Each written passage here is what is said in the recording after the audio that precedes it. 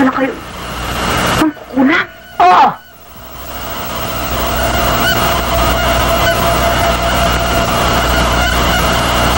Nakikita mo yan lalaking nagdaraan? Yan ay aking paglalaruan. Magandang gabi po, Tininte. O, ito na naman. Maaari po bang makausap si Lorna? Lorna! May dumating na tiyunggo! Ha? O, tito, ikaw pa lang. Magandang gabi siya, Lorna. Napo ka. Kumusta? Ito, sabihin mo naman sa iyong tatay, huwag naman siyang mainit sa akin. Yung darating ako rito, ako'y nabubulyaw mo na eh. Ano mo na hindi masamang tao at mabuti naman ang aking pakay sa iyo. Ay, ipagpatawad mo kung sakaling ako'y natagalan ng kunti ng dating sa iyo. Alam mo naman ang mga big businessman. Ay, akalain mo ba namang masunog ang 6 na palaisdaan ko? Ano, nasunog? Oo! Ay, nagtataka na ako. Paano masusunog ang palaisdaan? Ay, wala tayong magkagaway ay aksidente. Ay, mabalik ako siya dyan sa iyong ama.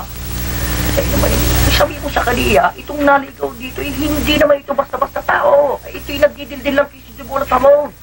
Aba, ako hindi nagsisinong sa iyo. Ay, kayo magpunta rin sa Batangas. Ay, doon sa Tanawan. Ako hindi nagdayabawak. Ang bawat matanaw mo rin ay ake. Ha? Yeah. Nakikita ko sa iyo ang galing ng aking karunungan. Alam mo, Lorna, ay talagang maraming nangliligaw sa iyo. Ay, inaamin kung sila'y nangangako sa iyo. Ay, kayo bibigyan ng kutse, bibigyan ka ng lupa, bibigyan ka ng tubig. Ay, wala ka maibibigay. Ay, samantalang ito ang maibibigay ko siya.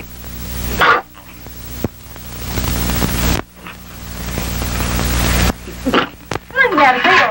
Ay, wala. Ay, meron sigurong kumagat sa akin. Ay, ang ibig ko sabihin, Lorna, sinasabi ko siyang ang maibibigay ko sa iyo. Ano nangyari sa'yo? Ay, Tininte, ay, pasensya na kayo ho. Ay, sinasabi ko sa inyong anak, ang maibibigay ko sa kanya.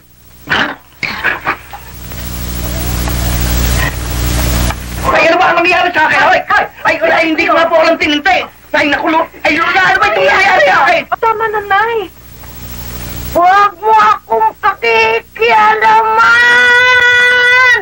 Ay, ako, Tininte, ay, binabastos. Ay, hindi ko po binabastos. Ay, talagang merong, hindi ko alam ano ba ito dumating sa akin. Tininte, ay, pasensya na kayo, Tininte. Ay, dako, Tininte! Hindi mo, Tininte! Tininte! Dito! Mula ngayon, huwag kang manghihimasok sa aking mga gawain. Naintindihan?